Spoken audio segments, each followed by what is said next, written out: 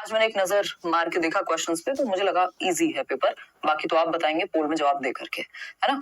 Like share subscribe आप कर दीजिएगा। जो लोग डेली देखते हैं पढ़ते हैं उनको आप शेयर कर दीजिएगा। ऐसे ही हम अलग अलग दिन अलग अलग सेशंस में डिस्कशन करते रहेंगे।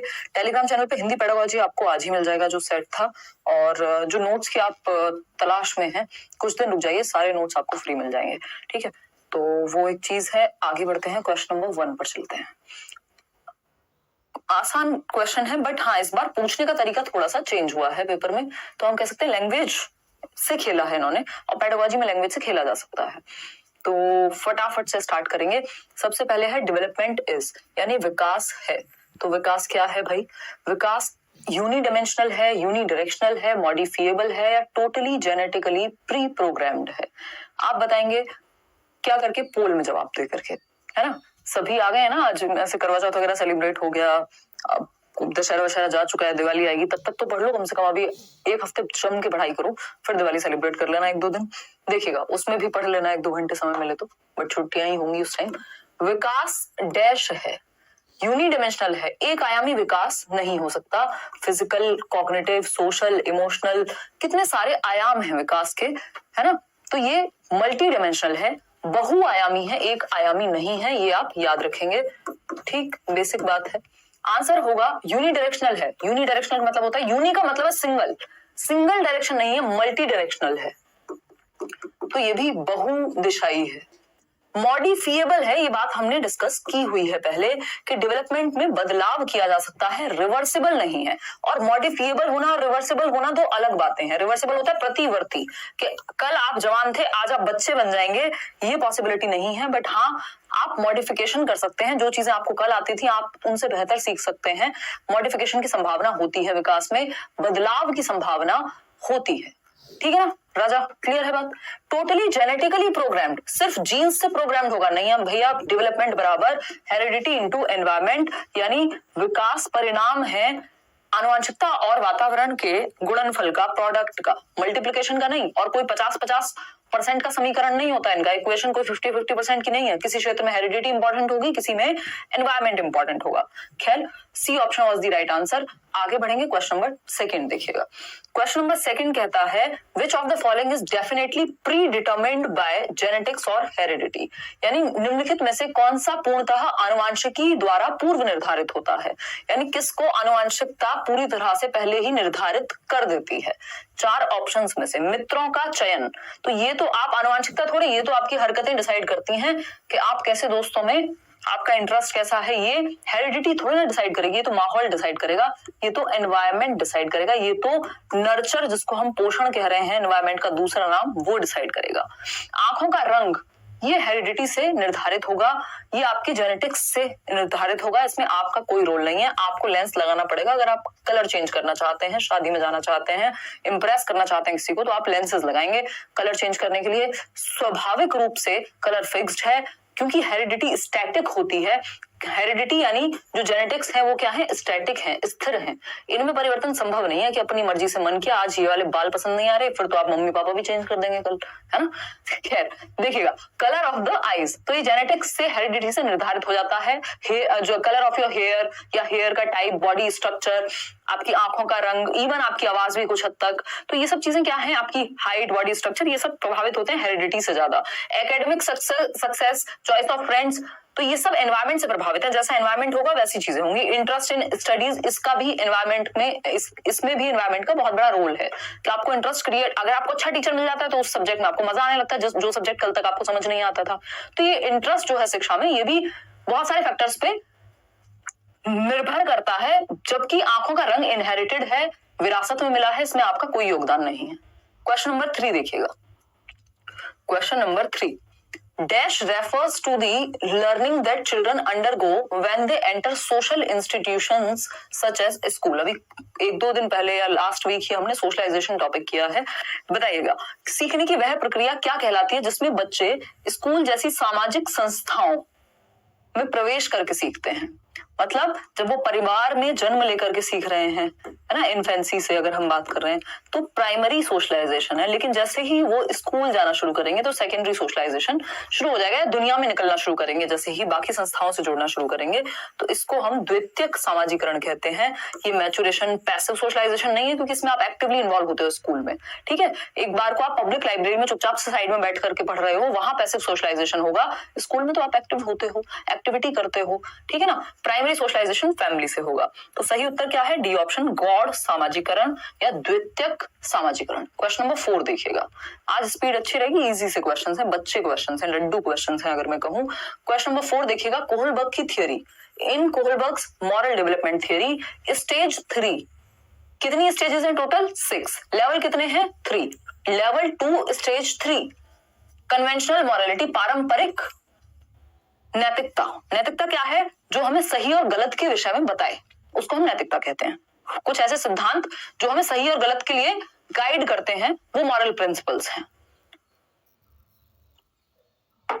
तो स्टेज 3 लेवल 2 ये दिमाग में बैठा लीजिए। जब हम लेवल 1 स्टेज 1 की बात कर रहे हैं तो पनिशमेंट एंड ओबीडियंस, लेवल 2 की बात कर रहे हैं तो हमारा tit for tat mutual exchange, और लेवल 3 की बात करेंगे तो good boy good girl orientation, अच्छा लड़का अच्छी लड़की अभिविन्यास। ये लेवल 2 का थर्ड स्टेज है, या लेवल 2 का पहला स्टेज है अगर देखें तो, ठीक। तो ओबीडियंस एंड पनिशमेंट क्या है, ये तो फर्स्ट स्टेज है, हमसे स्टेज 3 पूछा है। लॉ एंड ऑर्डर क्या है, फोर्थ स्टेज है, ठीक है ना, फोर्थ है। सोशल कॉन्ट्रैक्ट ओरिएंटेशन क्या है, फिफ्थ स्टेज है। थर्ड स्टेज सेकंड लेवल है good boy good girl orientation, अच्छा लड़का अच्छी लड़की अभिविन्यास, क्योंकि मेरे मम्मी पापा मेरी तारीफ करेंगे, आप पे गौरवान्वित महसूस करेंगे, इसलिए आप अच्छे नंबर लाइए। तारीफ के लिए बच्चा करेगा जो भी करेगा, क्योंकि उसको गुड बॉय और गुड गर्ल कहा जाए। B option. आगे बढ़ेंगे, क्वेश्चन नंबर 5 है ना, समाज में इज्जत होगी, नौकरी ले लो, प्रेज मिलेगा, ये है good boy good girl orientation. Question number 5, Jean पियाजे, और आप कुछ करना चाहते हैं जीवन में इसलिए आप कुछ कर रहे हैं, तो वो फिर फिफ्थ लेवल चला जाएगा सोशल कॉन्ट्रैक्ट ओरिएंटेशन का। आपको सही लग रहा है या और उससे भी आगे है। पोल वाली दीदी के बारे में कोई कुछ नहीं कहेगा, वो आज बैठ के आइसक्रीम खाएंगी, वो लेके आई है अपनी आइसक्रीम। देखिएगा, अगर हम बात करें क्वेश्चन नंबर 5 की, तो gene Piaget's theory creation of a, in gene Piaget's theory यानी जीन पियाजे के सिद्धांत में वर्तमान स्कीमा द्वारा परिवेश को समझ पाने की असमर्थता, इसमें सारा खेल वर्ड्स का है। जो वर्तमान स्कीमा है यानी जो एग्जिस्टिंग स्कीमा है उससे आप समझ नहीं पा रहे हैं, इसलिए नया स्कीमा बनाया गया, मतलब एडजस्टमेंट होकर के नया स्कीमा क्रिएट हुआ है। समझ पा रहे हैं, भाषा समझ पा रहे हैं? तो हम कहेंगे कि Jean Piaget's theory creation of a new scheme on account of inability to understand the environment. भैया आप एनवायरमेंट को नहीं समझ पाए, इसलिए एग्जिस्टिंग स्कीमा काम नहीं कर रहा, अब नया क्रिएट करना पड़ेगा। तो या तो हम पुराने में मॉडिफिकेशन करते हैं, या पुराने में मॉडिफिकेशन करके जब काम नहीं चल रहा तो नया स्कीमा बनाया जाए, जब मजबूरी हो गई एक तरह से, चेंज करें, मॉडिफाई करें, या फिर क्योंकि उसमें फिट नहीं हो पा रही चीजें तो हम नया स्कीमा बनाएं। ये एकोमोडेशन कहलाता है। क्या है ये? समायोजन। अगर नॉर्मली लिखा हो कि आप एग्जिस्टिंग स्कीम में कुछ ऐड कर रहे हैं तो एसिमिलेशन है। जैसे ही असमर्थता की बात आ गई तो एकोमोडेट करेंगे आप, ठीक। एसिमिलेशन इज ऐड करना कुछ भी आपकी एग्जिस्टिंग नॉलेज में। स्कीमा क्या है? स्कीमा सिंपल जो आपकी एग्जिस्टिंग नॉलेज है या प्रीवियस नॉलेज है, जो भी आपके दिमाग में स्टोर्ड इंफॉर्मेशन है उसको स्कीमा कह रहे हैं हम। जो भी सूचनाएं आपके दिमाग में बैठी हुई हैं, आप मुझे देख के पहचान पा रहे हैं, इसका मतलब आपने स्कीमा में कहीं सेट किया हुआ है कि एक लेट्स लर्न चैनल है, वहां पे हिमांशी है और ऐसे ऐसे हम रात को मजे से डिस्कशन करते हैं, ठीक है ना। चलिए खैर, तो A option is the right answer. हो सकता है आपके किसी फ्रेंड के स्कीमा में अभी मैं ना हूं, बट आखिर तुम्हें आना है, ठीक। क्वेश्चन नंबर 6 देखिएगा। अगर हम बात करते हैं क्वेश्चन नंबर 6 की, देखिएगा इस क्वेश्चन बहुत कंफ्यूज रहता हूँ। सवा एक सेशन लेंगे, डोंट वरी, मैं भी इंतजार कर रही हूँ नोटिफिकेशन का, है ना, क्योंकि उस टाइम पे आपका ध्यान और अटेंशन पूरी पीक पे रहती है। नहीं तो थियरीज तो मैंने बहुत बार कराई हुई है, तो तब हम समझेंगे, डोंट वरी। और नोट्स में भी आपको मिल जाएंगी ये सब चीजें। अकॉर्डिंग टू जीन पियाजे, डैश इज अ कॉन्सेप्ट और framework that organizes and interrupts and interprets information. यानी कौन सा एक कॉन्सेप्ट या फ्रेमवर्क है जो ऑर्गेनाइज करके रखता है और इंटरप्रेट करता है इंफॉर्मेशन को। अभी मैंने बताया कि आप मुझे पहचान पा रहे हैं, इसका मतलब आप इंटरप्रेट कर रहे हैं कि हिमांशी है, इसका मतलब मैं आपके स्कीमा में सेट हूं। तो ये जहां पे ऑर्गेनाइज होगा कि ये पियाजे की थ्योरी, वाइगोत्स्की की थ्योरी, ये सब दिमाग में एक स्कीमा में ही तो ऑर्गेनाइज्ड है ना। आपका एक स्ट्रक्चर है, स्टोर्ड इंफॉर्मेशन है ब्रेन में, उसी को स्कीमा कह रहे हैं हम। ठीक, तो ये कोई एक्सपोजिटरी मॉडल नहीं है, कहीं व्याख्या, advance organiser, sensory register, nothing, it's simple schema. और बात किसकी हो रही है? पियाजे की हो रही है। आसान क्वेश्चन। नेक्स्ट क्वेश्चन पर बढ़ेंगे। क्वेश्चन नंबर 7 देखिएगा। क्वेश्चन नंबर 7 देखिएगा, ये कहता है रश्मि की बात हो रही है कोई आप में से रश्मि? कई सारी रश्मि हमारे पास होंगी, क्योंकि हम लगभग 6000 लोग तो जुड़ ही गए हैं अभी कुछ मिनट में, तो 6000 लोगों में रश्मि होने की संभावना बहुत ज्यादा है, क्योंकि भारतवर्ष में रश्मि नाम कॉमन है। देखिएगा, Rashmi uses a variety of task to cater to the different learning potential of learners in her class and often makes groups to facilitate peer learning। Groups बनाती हैं प्यारी रश्मि। सुन रही हैं आप सारी रश्मियां? रश्मि क्या करती हैं? एक टीचर हैं और वैरायटी ऑफ टास्क का इस्तेमाल करती हैं, यानी कई तरह की चीजें यूज करती हैं पढ़ाने में। बच्चों के ग्रुप्स बनवाती हैं और बच्चे पीयर्स आपस में एक साथ कोऑपरेट करके सीखें, सहयोग करके सीखें। लोग यहाँ हमारे सामने आइसक्रीम खा रहे हैं, हम देखो यहाँ बोले बोले जा रहे हैं, कुछ नहीं बचा है जीवन में। Which of the following theory supports her action? Simple बात है, ग्रुप में सीखना, कोऑपरेट करके सीखना, है ना, विभिन्न क्रियाकलाप, यानी बच्चे एक्टिव हैं तो वो क्या है? ये रचनावाद है। ठीक है, सहपाठियों के साथ सीख रहे हैं, ग्रुप में सीख रहे हैं। वाइगोत्स्की को याद कीजिए, आंख बंद करके प्रकट हो जाएंगे वाइगोत्स्की। फ्रॉइड से क्वेश्चन रेयरली कभी आता है ना, तो सिगमंड फ्रॉइड तो ये नहीं है, और सिगमंड फ्रॉइड के केस में डिफरेंट वर्ड्स वो यूज करेगा। समझ गए या नहीं? क्लियर? चलिए, हाँ आज हम थोड़े से लेट हैं।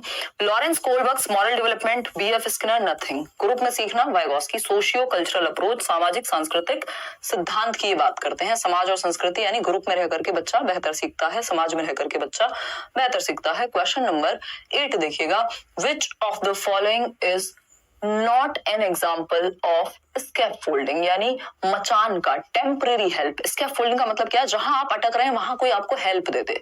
जब आपसे साइकिल नहीं चल रही थी, आप गिर रहे थे, पीछे से किसी ने पकड़ लिया, वो स्कैफोल्डिंग है ना। जब आपको बैट पकड़ना नहीं आ रहा था, किसी ने सिखाया पकड़ना, मतलब हेल्प की आपकी उसको ठीक करने में। ये क्या है? जब आप पेन पकड़ के लिख नहीं पा रहे थे तो आपका थोड़ा सा पकड़ने का स्टाइल चेंज किया, हेल्प की वहां पे। ठीक है ना? हाँ चलिए आ जाइए।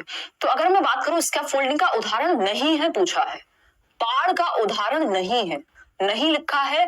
3 इडियट वाले कान थोड़े से आगे करेंगे, अवेयर होके सिंसियरली जवाब देने की कोशिश करेंगे। मॉडलिंग स्किल्स की बात तो बेंड्यूरा करेंगे।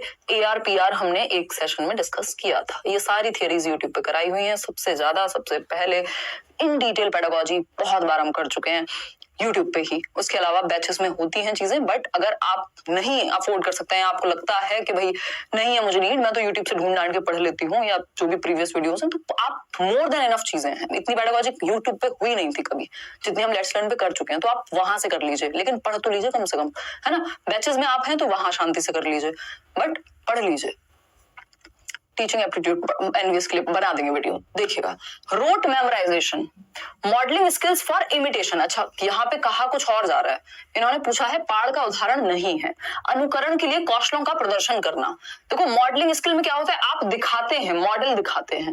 मान लीजिए लिखते कैसे हैं, ये किसी ने करके दिखा दिया, तो ये तो फिर हेल्प हो गई। उस केस में ये बात चल जाएगी, है ना, उस केस में ये बात चल जाएगी। पहली नजर में मेरा ध्यान इस पे बेंड्यूरा को लेकर ही गया था, तो ये स्कैफोल्डिंग का उदाहरण है। ठीक है ना। रोट मेमोराइजेशन, रटना स्कैफोल्डिंग का उदाहरण नहीं हो सकता कि आपको कोई हेल्प करे रटने में, तो वो कोई हेल्प नहीं है, वो बर्बादी है। ठीक। प्रॉम्प्ट्स एंड क्यूज, आपको हिंट दी जाए, है ना, हिंट दी जाए, तो हिंट क्या है? इशारा है, संकेत है, तो ये भी टेम्परेरी मदद है स्कैफोल्डिंग। पीयर ट्यूटरिंग, आपको समझ नहीं आ रहा, आप किसी दोस्त के पास चले गए, भाई ये टॉपिक तू मुझे समझा दे, मैं तुझे समझा देती हूँ, क्योंकि पेपर से एक रात पहले बहुत अच्छा समझ में आता है, तो ये भी स्कैफोल्डिंग का ही उदाहरण है। तो ये भी स्कैफोल्डिंग का उदाहरण, ये भी और ये भी। लेकिन रटना जो है वो किसी स्कैफोल्डिंग के तहत नहीं आता। मीनिंगफुल लर्निंग की बात हो रही है, तो बी ऑप्शन सही है, क्योंकि वही गलत है, और जो गलत है वही सही है, क्योंकि पूछा ही गलत था। ये तो आपको पता ही है मेरा nature. Which of the following does not depict appropriate strategies for learning in a constructivist classroom, यानी निम्न में से कौन सी शिक्षा शास्त्रीय पद्धति एक संरचनावादी कक्षा के लिए उपयुक्त नहीं है? संरचनावादी लोग कौन है? पियाजे हैं, वाइगोत्स्की हैं, ब्रूनर हैं। तो ये लोग क्या नहीं मानेंगे? संरचना का मतलब है जहां बच्चा एक्टिव हो, और इन्होंने पूछा है क्या नहीं है उपयुक्त, मतलब जहां पे बच्चा नहीं एक्टिव होगा वही उपयुक्त नहीं है, वही हमारा आंसर है। एनकरेजिंग मल्टीपल पर्सपेक्टिव्स, इसमें बच्चा एक्टिवली नॉलेज को कंस्ट्रक्ट करेगा, ज्ञान का सक्रिय रूप से सृजन करेगा। जब वो बहुआयामी परिप्रेक्ष्य का प्रोत्साहन करे, यानी टीचर मतलब बच्चों को डिफरेंट डिफरेंट पर्सपेक्टिव से किसी चीज को देखना सिखाए, बस एक नजर से ना देखे चीजों को, है ना। ग्रुप कोलैबोरेशन, जब बच्चे समूह में काम कर रहे हो, हाँ वाइगोस्की भी ऐसा कहते हैं, और रचनावाद में एक्टिविटी की बात होती है, यानी बच्चा एक्टिवली नॉलेज को कंस्ट्रक्ट करे, जो कि यहाँ है, बच्चा एक्टिव है। एक्सपेरिमेंटेशन करे, प्रयोग करे, बच्चा एक्टिव है। लेकिन ड्रिल एंड रिकॉल में बच्चा बाहर से दिखने में एक्टिव हो सकता है, लेकिन इसे रटना कहेंगे एक तरह से कि भैया बार बार 2 एकम 2 और 2 दूनी 4, वो कहां से आया, उसका क्या कॉन्टेक्स्ट है, कुछ नहीं। तो ये ड्रिल एंड प्रैक्टिस कंस्ट्रक्टिविज्म में नहीं आएगा, आप इसको अच्छा मान सकते हैं। ड्रिल एंड रिकॉल स्पेशली, यानी बस रिकॉल कर लो, जो रट्टा लगाया था उसको याद कर लो, है ना। तो ये क्या हो जाएगा, ये रोट लर्निंग हो जाएगी एक तरह से, ये बिल्कुल भी कंस्ट्रक्शन नहीं है नॉलेज की। क्वेश्चन नंबर 10 देखिएगा एक बार, ये कहता है who dismissed the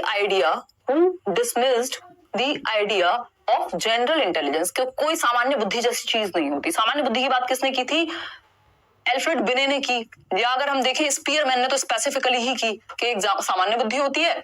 end defined intelligence in terms of several distinct set of processing operations, यानी किसने सामान्य बुद्धि के विचार को नकारा और बुद्धि के कई प्रकार दिए कि भैया बुद्धि कोई सिंगल एंटिटी नहीं है, कोई सामान्य एंटिटी नहीं है कि अगर आप मैथ्स में अच्छे हैं तो आप इंग्लिश में भी हो गए, आप डांस में भी हो गए, हर चीज में अच्छे नहीं हो सकते, जनरल नहीं है, डिफरेंट टाइप्स ऑफ इंटेलिजेंस है, ठीक है ना। जब पोल वाली दीदी होती है तब आप बहुत खुश रहती हैं, ये हंसी असली वाली दोस्ती, ओह अच्छा ये होती असली वाली दोस्ती, ध्यान लगा लो यहाँ पढ़ने पे, है दोस्ती में बहुत फोकस है। देखो एक बार, पोल वाली दीदी अपने आप में एक डोरेमोन है, इसे देख के अपने आप हंसी आती है मुझे। देखिएगा एक बार, अगर हम बात करें तो चार्ल्स स्पीयरमैन जी नहीं, ये तो जनरल इंटेलिजेंस की बात कर रहे थे, और यहाँ बात हो रही है किसने नकारा है जनरल इंटेलिजेंस को, एल्फ्रेड बिने, ये भी सिंगल एंटिटी मान रहे थे बुद्धि को और इसको भी नकार दिया। थियोडोर साइमन, ये भी इन्हीं के साथ थे। हार्वर्ड गार्डनर, मल्टीपल इंटेलिजेंसेस यानी बहुबुद्धि का सिद्धांत, फ्रेम्स ऑफ माइंड, ठीक, क्या है इनकी बुक है, 1983 में आई थी। इन्होंने कहा बुद्धि कोई एक सिंगल एंटिटी नहीं है, कई प्रकार के बुद्धिमान लोग हो सकते हैं। आप रीजनिंग में या मैथ्स में अच्छे हो सकते हैं, आप स्पोर्ट्स में अच्छे हो सकते हैं, आप गाने में अच्छे हो सकते हैं, आप बोलने में अच्छे हो सकते हैं, आप खुद को समझने में अच्छे हो सकते हैं, दूसरों को समझाने में अच्छे हो सकते हैं। समझ रहे हैं ना, 8 प्रकार की बुद्धि। तो D option is the right answer, Gardner है। क्वेश्चन नंबर 11 देखिएगा, आसान सा सवाल है, कोई मुश्किल सवाल नहीं है। इन कंस्ट्रक्टिविस्ट क्लासरूम, देख रहे हो कंस्ट्रक्टिविज्म पे कितने क्वेश्चंस आ रहे हैं। कंस्ट्रक्टिविज्म रचनावाद, जहां बच्चा क्या होगा, एक्टिव होगा, सक्रिय होगा, 100% सक्रिय होगा। दूसरा, मीनिंगफुल लर्निंग हो रही होगी, अर्थपूर्ण अधिगम, बच्चा अपने जीवन से जोड़ करके चीजें सीख रहा होगा, मीनिंगफुल लर्निंग हो रही होगी। ये 2 चीजें तो निश्चित है, नॉलेज को कंस्ट्रक्ट करेगा।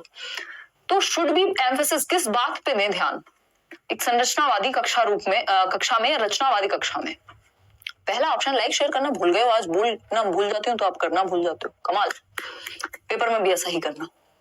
देखिएगा, अगर हम बात करें समेटिव असेसमेंट की, तो इसमें तो बच्चा एक्टिव नहीं होता, ये जजमेंट के लिए होता है। फॉर्मेटिव इज गुड, यहाँ पे एक्टिविटीज होंगी डिफरेंट तरह की। समेटिव में पेपर पेंसिल टेस्ट होगा। तो ये फॉर्मेटिव जो है संरचनात्मक मूल्यांकन, इसमें बच्चा एक्टिव होता है डिफरेंट तरीके से, कभी पोर्टफोलियो से, कभी किसी और एक्टिविटी के थ्रू आप बच्चे को जांच रहे हो, ठीक है ना। बच्चा एक्टिव है फॉर्मेटिव में। सिंगुलर असेसमेंट, स्टैंडर्डाइज्ड और यूनिफॉर्म तो बिल्कुल नहीं, फ्लेक्सिबल चाहिए हमें, एक तरीका नहीं चाहिए, मानकीकृत नहीं चाहिए। तो B option was the right answer. Question number 12 देखिएगा, किसकी बात हो रही है, वाइगोस्की की। और वाइगोस्की का एक प्यारा क्वेश्चन जो हमेशा आता है, प्राइवेट स्पीच, हमेशा समझते हैं, हमेशा विदाउट एक्सेप्शन, मतलब कोई एक्सेप्शन नहीं है, कोई ऐसा साल नहीं है जब नहीं पूछा हो वाइगोस्की सीटेट में। रिसेंट ईयर्स की अगर हम बात करें तो वाइगोस्की के सिद्धांत के अनुसार निजी वाक, जब बच्चा खुद से बात करे, निजी संवाद, है ना।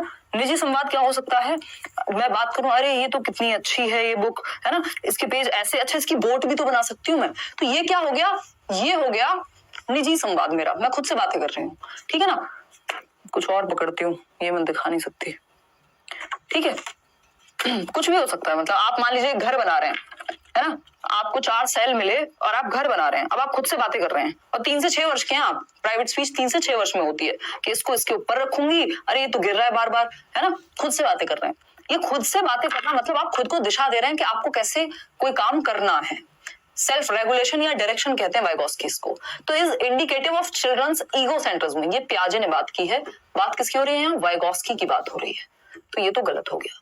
बी ऑप्शन है hinders children's actions and behaviour. ऐसा नहीं है कि क्रियाकलाप और व्यवहार को अवरोध करती है, बल्कि हेल्प करती है आपको अपने आगे की तरफ एक्शंस लेने के लिए, ठीक है ना, आपके कॉग्निटिव डेवलपमेंट में सहायक है। ठीक, आगे बढ़ते हैं। Helps children to regulate their behaviour while doing complex tasks, यानी जटिल कार्य करते समय बच्चों को अपनी थिंकिंग को, अपने बिहेवियर को रेगुलेट करने में, डायरेक्शन देने में, दिशा निर्देश देने में हेल्प करती है प्राइवेट स्पीच। आप देखते हैं ना, प्रॉब्लम में भी होते हैं, पेपर में भी होते हैं, तब भी आप खुद से बातें कर रहे हैं, अरे ये पढ़ा था अच्छा, ऐसे नहीं ऐसे था, खुद से बातें कर रहे हैं, डायरेक्ट कर रहे हैं अपने एक्शंस को। तो C option is the right answer. ऐसा नहीं है कि ये संकेत देता है कि संज्ञान कभी भी आंतरिक नहीं होता। फिर कहां बाहर हाथ पे लेके घूमते हैं हम संज्ञान। संज्ञान क्या है? हमारी जितनी भी मेंटल स्किल्स हैं तो वो दिमाग में तो होंगी, इंटरनलाइज्ड ही तो होंगी, बाहर कहाँ होंगी? बाहर तो उसको शो करेंगे हम। तो C option is the right answer. Question number 13 देखिए, डॉल, कई लोगों की फेवरेट डॉल। देखिएगा, डॉल्स, पापा की परी, डॉल्स एंड पिंक ड्रेसेस या पापा का परा, dolls and pink dresses are usually associated with girls while cars and blue dresses, cars and blue dresses, नीले रंग की जो ड्रेसेस हैं और कार्स हैं, are usually associated with boys. ऐसा होता है समाज में, फैक्ट है, रियलिटी है। ठीक, समझिएगा क्या कहा जा रहा है। लड़कियों को गुलाबी कपड़ों और गुड़ियों से जोड़ा जाता है और लड़कों को नीले कपड़े और कारों से जोड़ा जाता है। अगर कोई लड़का गुड़िया से खेलने लगे तो घर वालों के सर में दर्द भी हो सकता है ना, और पिंक कलर अगर पसंद आए उसको तो भी सर में दर्द हो सकता है, ठीक है ना। तो ये जो है जोड़ा जाता है लड़कों को नीले कपड़े और कारों से और गुलाबी कपड़ों और गुड़ियों से जोड़ा जाता है। अब कई लोग कहेंगे ऐसा ही तो होता है, ये तो नेचुरल बात है ना, लड़कों को तो ऐसे ही कार्स ही तो पसंद होती हैं। तो इसका बहुत बड़ा रोल एनवायरनमेंट है। अगर ऐसा है भी, अगर हम इसको सामान्यकरण में देखें, जनरलाइज्ड वे में देखें, हालांकि ऐसा नहीं है कि लड़कियों को कार नहीं पसंद हो सकती है, उनको ब्लू कलर नहीं पसंद हो सकता है, वाइस वर्सा लड़कों के केस में भी उल्टा हो सकता है। तो ये कोई फैक्ट नहीं है इसमें। फिर अगर आपको ऐसा लग रहा है, अपने आसपास एग्जाम्पल्स दिख रहे हैं कि अरे लड़के अच्छी गाड़ियां चला रहे हैं, उसका रीजन क्या है? एनवायरमेंट, है ना, उसका मेजर रीजन एनवायरमेंट। दूसरा इंडिविजुअल डिफरेंसेस, सभी लोग एक जैसे नहीं होते, सारे लड़के अच्छी गाड़ी नहीं चलाते, नहीं तो एक्सीडेंट होते ही नहीं। ठीक, तो हम ये नहीं कहेंगे कि इसमें कुछ हेरिडेटरी है कि हाँ ऐसा ही होता है, क्योंकि आप समाज में एग्जाम्पल ऐसे देख रहे हैं और कई लोग तो पढ़ा भी ऐसे देंगे, महान टीचर्स हैं हमारे यहाँ, है ना। तो ये सिंपल क्या है? स्टीरियोटाइपिंग है, जेंडर रूढ़िबद्धता है। ये हमने इतनी बार, एक झूठ भी इतनी बार बोला जाए ना, रिपीट किया जाए अगर खूब अच्छे से, तो वो भी सच लगने लगता है, ये वैसा ही है ना। जेंडर रूढ़िबद्धता, ये लिंग रूढ़िबद्धता है, क्योंकि इतनी बार ये चीज रिपीट हुई है कि अब दिमाग में बैठ गई, हाँ ऐसा ही तो होता है। तो ये स्टीरियोटाइपिंग है। एक नंबर लेना है तो आप इसको ठीक कर लीजिएगा, वैसे भी जीवन में ठीक कर लीजिएगा अगर आप थोड़े से बेहतर इंसान बनना चाहते हैं, जो थोड़ा प्रोग्रेसिव हो, प्रगतिशील चिंतन रखता हो, ठीक है ना। कॉन्स्टेंसी होती है कि आप जेंडर ऐसे चेंज नहीं कर सकते जैसे आप कपड़े चेंज करते हैं। एम्पावरमेंट आप समझते ही हैं, किसी भी लिंग को ऊपर लेके जाना, मतलब दबाव में ना रहे वो, ठीक। डाइवर्सिटी इज डिफरेंस, विभिन्नता। तो D option is the right answer. तो आगे से कोई कहे तो उसको समझाना कि फालतू बातें नहीं, ठीक। क्वेश्चन नंबर 14 देखिएगा। क्वेश्चन नंबर 14, उसके 2-3 बहुत सारे रीजन है। अगर आप बात करेंगे ना, जैसे कोई पिंक कलर पे बात कर रहा है या चलाने पे, ड्राइविंग पे बात करेगा, उसका एक रीजन कंडीशनिंग है, सोशल कंडीशनिंग जो समाज ने की है ना। एक रीजन उसका स्टीरियोटाइपिंग है। वो स्टीरियोटाइपिंग में तो फिर सब कुछ ही आ गया, चाहे वो कंडीशनिंग हुई, चाहे वो फिर हमारे प्रैक्टिस और एफर्ट और एक्सरसाइज और ट्रेनिंग कितनी हुई है किसी चीज को लेकर के, है ना। क्वेश्चन नंबर 4 की अगर हम बात करें तो असर्शन की जब हम बात कर रहे हैं और रीजन की जब हम बात कर रहे हैं, तो कथन और कारक की जब हम बात कर रहे हैं, इस बार के फेवरेट क्वेश्चंस में से है ये। इस बार बहुत इस तरह के क्वेश्चंस आए, समझिएगा। देखिएगा, अगर हम बात करते हैं फर्स्ट असर्शन की, कथन की, तो ये कहता है education fails the child when children are expected to reproduce knowledge in more or less the same way it was received.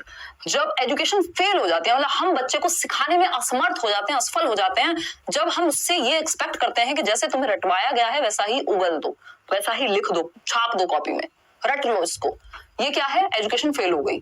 बिल्कुल सच बात है भाई। वो अगर आपसे सेम क्वेश्चन भी किया जाए तब भी 2 लोग उसका जवाब अलग अलग तरीके से दे सकते हैं, सिंपल बात है, ठीक है। अभिषेक, लाइक शेयर करते रहो अभिषेक। रीजन की अगर हम बात करें, reproduction of information is a meaningful indicator of children's learning. Next इसका रीजन क्या दिया है कि जानकारी का पुनः उत्पादन बच्चों के सीखने का अर्थपूर्ण घोतक है या द्योतक है ना। तो द्योतक कैसे है भाई? ये एक लाइन में कहा है कि शिक्षा असफल हो जाती है जब बच्चों से यह अपेक्षा की जाती है कि वे प्राप्त ज्ञान को ज्यों का त्यों पुनः उत्पादित करें यानी रटें। तो ये तो ट्रू है भाई, शिक्षा फेल हो गई अगर आप रटने की बात कर रहे हैं। बट इसका रीजन क्या दिया है? इसका रीजन दिया जानकारी का पुनः उत्पादन बच्चों के सीखने का अर्थपूर्ण द्योतक है यानी मीनिंगफुल लर्निंग है। अगर आप रिप्रोड्यूस कर रहे हैं, अगर आपने कोई नंबर रटा और उसको रिप्रोड्यूस कर दिया, अपना कोई थॉट नहीं लगाया, हालांकि नंबर के केस में तो सेम ही चलेगा, तो आप मीनिंगफुल लर्निंग कर रहे हैं। ये तो फॉल्स है ना, ये तो फॉल्स है। ये तो वैसा हो गया कि मीठा खाना बुरी बात है और खुद बैठ के मिठाई का पूरा भंडार लगा करके बैठे हैं। तो ये रीजन गलत है इसका, पहले वाला सही था। तो हम कहेंगे A is true but R is false, यानी C option is the right answer. ऐसा नहीं हो सकता कि दोनों सही है और रीजन भी सही है। रीजन सही होता तो फिर आंसर ये हो जाता। समझ पा रहे हैं या नहीं बताइएगा? है तो फिर हमारी मैम ने ऑडियो खरीदी। अब देखो शैलजा दिल पे ले गई है। C option is the right answer, है ना। देखिएगा, अगर हम बात करें क्वेश्चन नंबर 15 की, क्वेश्चन नंबर 15 खरीदी भी और खरीदी का तो पता नहीं, बट हाँ 23-24 हजार चला दी एक साल में, इसका मतलब यूज की है ना, रखने के लिए नहीं खरीदी सिर्फ। देखिएगा, अगर हम बात करें दिल्ली में, what is the role of teacher and students in constructivist classroom. अगर हम बात करते हैं कि टीचर और स्टूडेंट्स का रोल क्या है संरचनावादी कक्षा में अध्यापक और छात्रों की भूमिका की जब हम बात कर रहे हैं, बताइएगा। पहला ऑप्शन है both students and teachers are passive. भैया कंस्ट्रक्टिविस्ट क्लासरूम में बच्चे का एक्टिव होना जरूरी है। Students are active but teachers are passive. क्यों? दोनों ही एक्टिव होकर के एनवायरनमेंट क्रिएट करेंगे, टीचर को पैसिव क्यों करना है? Both teacher and student are active. अध्यापक और छात्र दोनों ही क्रियाशील होते हैं, तभी तो रचनावादी कक्षा है ना, वो जहां एक्टिविटी हो रही है। टीचर इज एक्टिव बट बच्चे पैसिव हैं, ऐसा कुछ नहीं है। C option is the right answer. Question number 16 देखिएगा, क्वेश्चन नंबर 16 देखिएगा। अगर हम बात करें क्वेश्चन नंबर 16 की, how can a teacher create an inclusive environment for learners from different caste groups in classroom. यानी एक कक्षा में अध्यापिका भिन्न जातियों के समूह वाले अधिगमकर्ताओं के लिए समावेशी वातावरण की रचना कैसे कर सकती है, बताइएगा। एक कक्षा में अध्यापिका भिन्न जाति यानी डिफरेंट बच्चे, अलग अलग जाति और समूह से आने वाले बच्चे हैं, डाइवर्सिटी है, तो उनको समावेशी शिक्षा या समावेशी वातावरण यानी सभी के लिए वेलकमिंग वातावरण, जहां सभी का स्वागत हो, सभी को इंक्लूड किया जा सके, एजुकेशन फॉर ऑल। ठीक है, पहला ऑप्शन है by reflecting on her own stereotypes and beliefs that constraint learning experiences of children. यानी अपनी उन अवधारणाओं और पूर्वाग्रहों पर चिंतन करना कि जो बच्चों के शैक्षिक अनुभव को सीमित करते हैं। समझ पा रहे हैं इस बात को? भाई एज अ टीचर अभी मैंने एग्जांपल दिया कि कुछ टीचर्स भी स्टीरियोटाइप प्रमोट करते हैं। वो कहेंगे नहीं लड़के ही अच्छी गाड़ी चलाते हैं, है ना। बुद्धू बालक को क्या समझाएं? अपनी उन अवधारणाओं और, है ना, बुद्धू मतलब समझ रहे हो, लिटरली नहीं, अपनी उन अवधारणाओं और पूर्वाग्रहों पर चिंतन करके जो बच्चों के शैक्षिक अनुभवों को सीमित करते हैं। यानी आपको एज अ टीचर, भाई भगवान तो हो नहीं सकते, आप में भी कुछ स्टीरियोटाइप हो सकते हैं, तो उन स्टीरियोटाइप से बस सोचना है ना। अपना जो बिलीफ सिस्टम है उसको क्वेश्चन करना है कि क्या ये सही है, फैक्ट है ये जो मैं बात कर रहा हूं या कर रही हूँ। ठीक, तो ये बात तो सही है। इससे क्या होगा, डिफरेंट तरह के लोगों को आप अपने से अलग लोगों को गलत नहीं कहेंगे। ठीक है ना।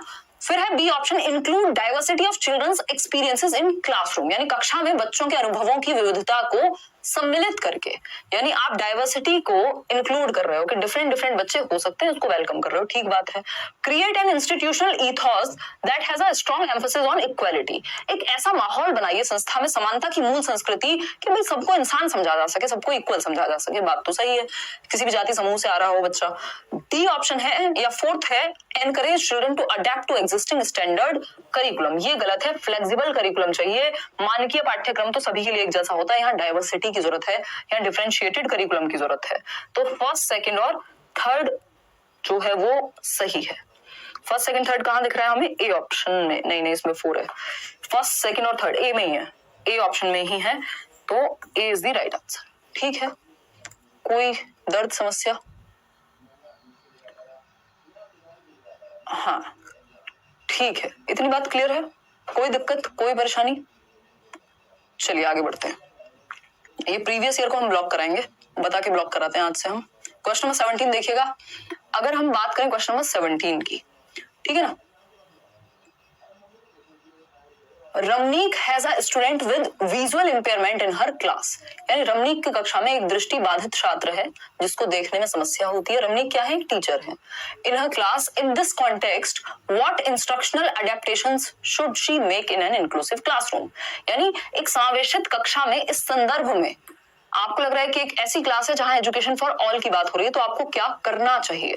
पहला ऑप्शन है using a variety of visual representations, यानी आप पीपीटी वगैरह, यानी जिसके थ्रू देख के चार्ट्स, पीपीटी या मॉडल्स ये सब लेके जाएंगे। भाई जिस बच्चे को देखने में समस्या है उसके लिए विजुअल सामग्री लेके जाएंगे, ये तो बहुत खराब बात हो गई है ना। ये तो वैसी सी ही बात हो गई कि जख्म पे नमक छिड़क रहे हैं आप किसी के। बी ऑप्शन है providing a lot of print books. भाई बच्चे को देखने में समस्या है, आप उसको देखने के लिए मजबूर कर रहे हैं, है ना। बाकी सेंसेस का यूज करो ना।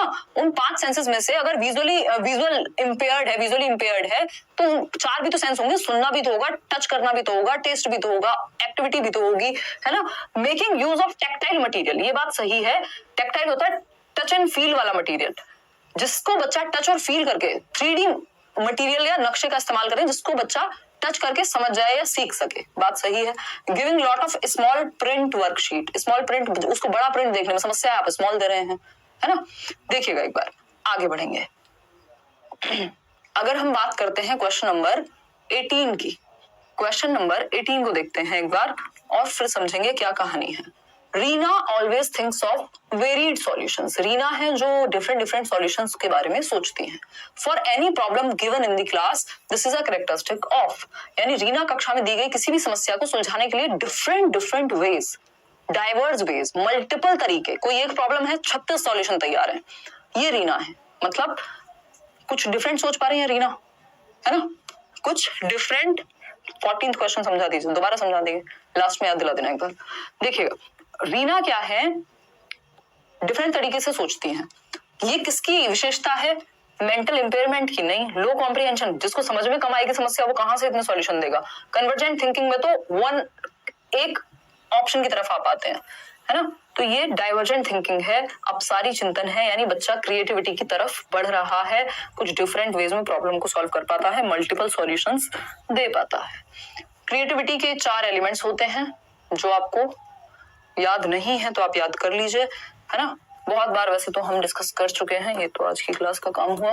फ्लुएंसी, फ्लेक्सिबिलिटी, ओरिजिनलिटी और इलेबोरेशन, ये 4 एलिमेंट्स हैं क्रिएटिविटी के। इस पे एक वीडियो है यूट्यूब पे, पढ़ सकते हैं। क्वेश्चन नंबर 19 देखिएगा, राजू राइट्स 61 को 16, यानी राजू राइट्स 61 और 61 as 16 and often gets confused between the letters B and D। भाई बी और डी में तो बचपन में आप भी एक आध बार कंफ्यूज हो ही गए होंगे, खैर इसका मतलब ये नहीं आपको डिस्लेक्सिया था। These are primary characteristics of, मैंने आंसर दे दिया है आपको, बताइएगा। एक बच्चा है, 16 का ऑप्शन ए क्लियर कर दीजिए, कर देंगे शुभम। अब हम 3 क्वेश्चन आगे आ चुके हैं, एक तो किसी को 16 समझना है और 14 लास्ट में समझ लेंगे ये दोनों क्वेश्चन हम। बहुत बढ़िया, पीके सीटेड क्लासेस करें, धन्यवाद पीके। देखिए अगर हम बात करते हैं किसकी, बी को डी पढ़ना, 61 को 16, मतलब रिवर्स की दिक्कत है ना, रिवर्स गियर की नहीं, लिखने की। पठन वैफल्य डिस्लेक्सिया कहेंगे, तारे जमीन पर याद कीजिए।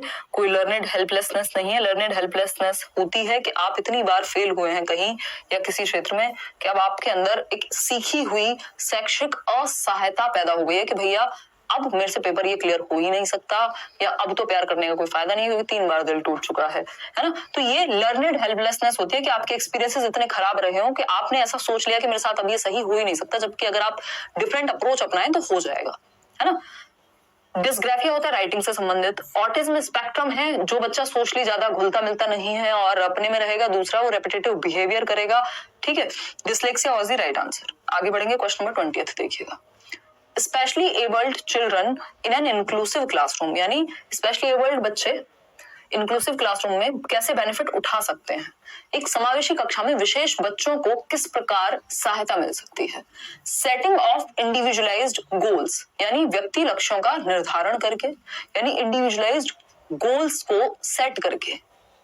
आज मॉक टेस्ट में यही सेट था, बढ़िया है सना, फिर तो और भी सेट आपको मिल जाएंगे जल्दी ही मॉक टेस्ट में। व्यक्ति लक्ष्यों का निर्धारण करके, यानी व्यक्तिगत बच्चे के अनुसार, अगर 5 बच्चे हैं तो डिफरेंट उनकी एबिलिटी, उनके इंटरेस्ट, उनके एप्टीट्यूड के हिसाब से आपने उनके लिए अलग अलग लक्ष्य बना दिए कि बेटा तुमको इसमें बहुत अच्छा करना है, तुम इस क्षेत्र में स्पोर्ट्स में अच्छा कर सकते हो, डिफरेंट तरीके। ठीक, बात सही है। वो आज जहां पे जिस करंट पोजीशन में है उनको और आगे मोटिवेट करने के लिए सबके लिए अलग अलग लक्ष्य बनाए हैं, अच्छी बात है। कॉम्पिटिटिव ईथॉस, कॉम्पिटिटिव माहौल नहीं क्रिएट करना कि एक दूसरे से कंपटीशन करा दें आप। कोऑपरेटिव लर्निंग चाहिए, हमें सहयोग चाहिए। स्टैंडर्ड इंस्ट्रक्शन नहीं, फ्लेक्सिबल चाहिए या डिफरेंशिएटेड, डिफरेंट बच्चों के लिए डिफरेंट होनी चाहिए। स्टैंडर्ड तो सबके लिए सेम होता है, ठीक है ना, तो सेम से काम नहीं चलेगा क्योंकि बच्चे डिफरेंट है। तो फर्स्ट सही है और थर्ड सही है। फर्स्ट और थर्ड कहीं दिख रहे हैं यहाँ? हाँ, ये है ऑप्शन सी। ये हमारे टाइपिस्ट जी से गलती हो गई है, उधर हिंदी वाली साइड सही लिखा है इन्होंने। फर्स्ट और third, C option is the right answer.